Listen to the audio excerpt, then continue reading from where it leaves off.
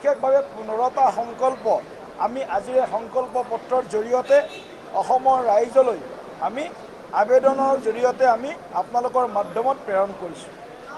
পূজ্য মহাত্মা গান্ধীৰ গ্ৰামোদয়, আচাৰ্য বিনোৱা ভাৱেৰ সৰ্বোদয়, দীনদয়াল উপাধ্যায় ডাঙৰীয়াৰ অন্ত্যোদয় আৰু অটল বিহাৰী বাজপেয়ী ডাঙৰীয়া আৰু নৰেন্দ্ৰ মোদী ডাঙৰীয়াৰ যি আমাৰ ৰাষ্ট্ৰোদয়, এই নীতিৰে 4টা সংকল্পেৰে গয়া ৰাইজৰ হকে কাম কৰাৰ বাবে আমি আগবাঢ়িছোঁ।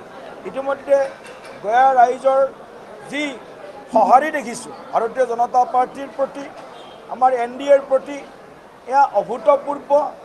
স্বতঃস্ফূৰ্তভাৱে আমাৰ সভাসমূহত তেওঁলোক ওলাই আহিছে আৰু তেওঁলোকে একে ভাষা, তেওঁলোকৰ ওঠৰ এটাই ভাষা, আকৌ এবাৰ পঞ্চায়ততো বিজেপিৰ চৰকাৰ, আমাৰ স্থানীয় চৰকাৰখনো বিজেপিৰ নেতৃত্বত আমি গঢ়ি তুলিব বিচাৰোঁ।